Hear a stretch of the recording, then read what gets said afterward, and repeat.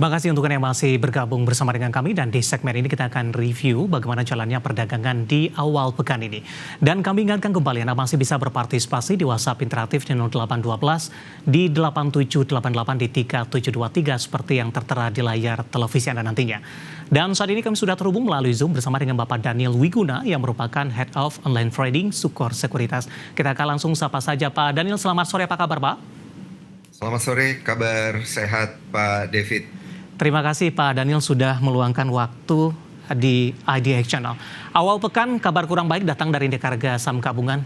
Pak Daniel hari ini masih melanjutkan pelemahan, bahkan sudah diperdagangkan di bawah level 7.100-an ini. Kita review secara singkat terlebih dahulu terkait dengan pergerakan indeks harga saham gabungan di November, koreksi sudah 6%. Kalau kita bandingkan dengan level intraday tertinggi sebelumnya yang sempat menyentuh di level 7.900-an.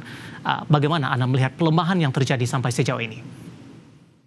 Baik, yang perlu kita perhatikan memang di bulan November kondisi yang terjadi adalah minimnya sentimen-sentimen positif yang ada, namun secara global begitu ya. Namun kalau kita lihat dari sisi domestik, sentimen-sentimen yang positif sebenarnya cukup banyak begitu ya, dan juga beragam. Karena mood dari para investor ini masih dipengaruhi oleh narasi The Fed yang sepertinya tidak akan menurunkan suku bunga hingga akhir tahun nanti. Inilah sebenarnya yang menjadi faktor pemicu kenapa terjadi capital outflow yang cukup masif begitu. Dan yang kedua yang perlu kita perhatikan di bulan November ini, bulan November kemarin adalah adanya MSCI rebalancing, di mana porsi daripada market domestik kita sendiri ini juga diturunkan begitu dari 2% menjadi 1,5%. Berarti ada sekitar penurunan 25%, dan tentunya ini akan mempengaruhi porsi-porsi daripada emiten-emiten blue chip kita begitu yang sudah banyak kemudian dimiliki para investor asing. Ada beberapa emiten perbankan kemudian yang masih mengalami capital outflow hingga saat ini, dan juga tentunya pada akhirnya akan mempengaruhi pergerakan dari indeks harga saham gabungan. Namun kita melihat secara teknikal sendiri dari indeks harga saham gabungan kita. Halo Pak Daniel. Untuk penguatan lebih lanjut karena kita melihat level-level yang disentuh oleh indeks harga saham gabungan ini. Baik. Ya, halo. Pak Baik. Daniel tadi sempat terputus Pak, bisa diulangi kembali untuk saat ini tadi? Untuk saat ini kita juga melihat dari sisi teknikal, indeks harga saham gabungan kita sudah mendekati level-level support yang sudah disentuh, di mana kita melihat ada level kurang lebih di level psikologis 7.000 yang bisa menjadi level support kuat dari indeks harga saham gabungan. Namun perlu diperhatikan adanya sedikit risiko begitu penurunan lebih lanjut, karena secara teknikal kita juga melihat di sini pernah terjadi gap up, ada gap kosong di level 6.960 hingga 6.990. Inilah level-level tentunya yang perlu diperhatikan oleh para investor dan juga trader melihat dari pergerakan indeks harga saham gabungan. Karena dari indikator stokastik sendiri kita melihat di sini sudah berada di bawah level indikator 20 yang menyatakan bahwa sudah cukup oversold begitu untuk indeks harga saham gabungan. Artinya ada peluang penurunannya sudah terbatas, Pak Daniel?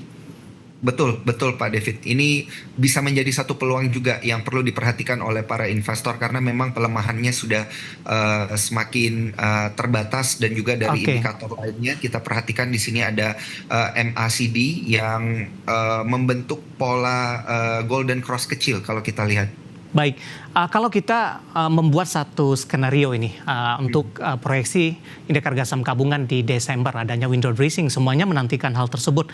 Dengan mulai terbatasnya pelemahan yang terjadi, skenario-nya seperti apa ke depannya? Apakah di pertengahan Desember nantinya akan ada potensi kenaikan, Pak Dani?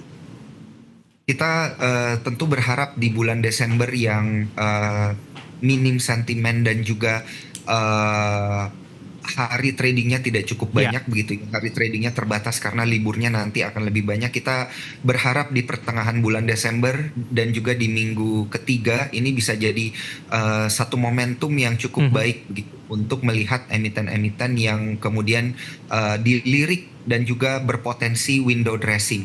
Dan juga kita merekomendasikan untuk para investor tentunya untuk melihat ada beberapa emiten yang akan Oke. melakukan aksi IPO di bulan Desember ini. Ini tentunya juga akan semakin meramaikan begitu bursa di akhir tahun dan bisa menjadi salah satu pilihan bagi para investor.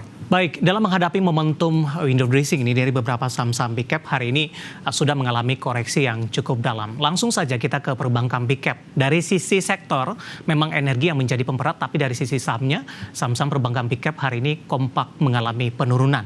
Nah, ketika menghadapi momentum window dressing, kemudian beberapa saham big cap yang berpotensi akan melaju nantinya, mungkin harganya sudah terlalu banyak diskon ini. Kalau kita bandingkan beberapa perbankan big cap sebelumnya sudah menyentuh ke level tertinggi intraday-nya di sepanjang 2024. Dari keempat saham perbankan, mana yang paling Anda jagokan, terutama dari sisi teknikal, Pak Daniel?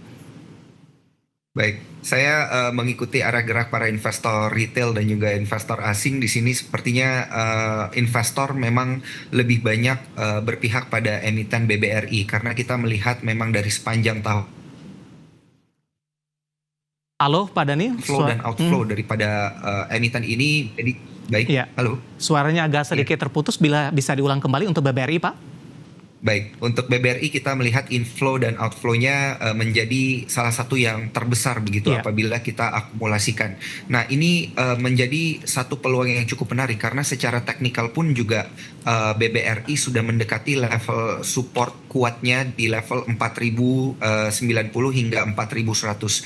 Level ini adalah level yang disentuh oleh BRI yang merupakan year to date low begitu, di mana pergerakan harga daripada BRI saat ini sekarang sedang mengarah ke sana. Dari sisi risk to reward ratio ini menjadi cukup menarik karena sudah terbatas begitu pelemahannya, namun pergerakan daripada BRI apabila sudah menyentuh level support terendah tersebut bisa kemudian menyentuh level resisten di level kurang lebih 4.300 karena kita melihat ada gap di sana yang bisa dan juga sangat berpotensi untuk ditutup.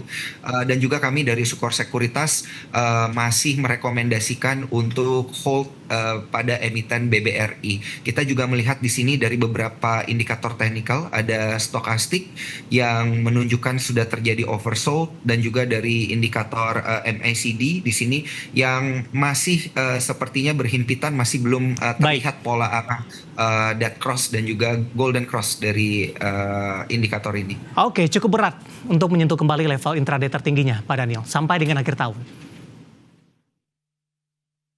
Baik, sorry, boleh diulang? Ya, cukup berat tidak Pak BBRI kembali menyentuh ke level tertinggi intraday-nya yang dicatatkan beberapa waktu lalu dengan sisa kurang dari 1 bulan perdagangan sampai akhir 2024? Ya, asumsi kami dari Sukor Sekuritas itu adalah level yang cukup berat untuk disentuh. Tentunya karena setiap kali terjadi penguatan dari emiten BBRI, kita selalu melihat adanya pola capital outflow daripada investor asing yang selalu terakumulasi sehingga hingga akhir tahun nanti kita tidak bisa berharap banyak untuk kenaikannya. Namun apabila kita tarik garis lebih panjang, mungkin di kisaran 3 hingga 6 bulan, level-level tertinggi daripada BBRI ini ada kemungkinan bisa tercapai. Baik, analisis dari saham perbankan big cap ada BBRI yang paling direkomendasikan dan juga tertekan paling dalam, dan lagi-lagi keputusan investasi tetap ada di tangan pemirsa IDX Channel. Ada pertanyaan masuk, Bapak Inder dari Bali menanyakan BBCA Pak, sudah boleh masuk tidak? Langsung saja kita ke teknikalnya. Pak Daniel, penutupan hari ini di 9750. Analisis Anda untuk BBCA, entry di level berapa?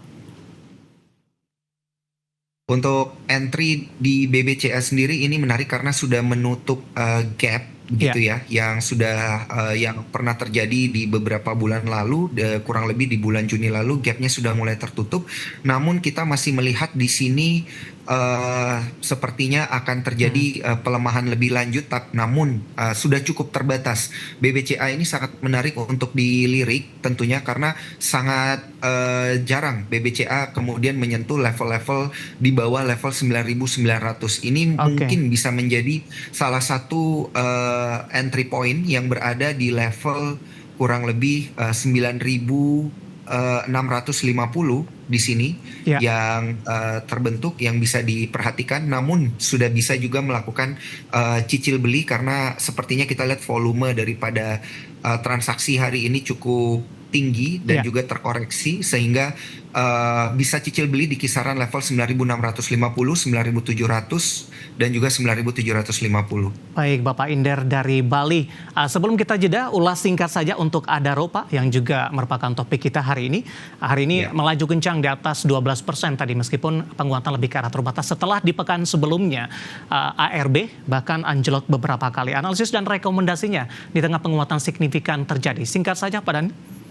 Baik, untuk Adaro sendiri mungkin ini adalah technical rebound Ya. karena juga industri daripada Adaro saat ini sudah berubah dari batu bara kemudian menjadi green energy.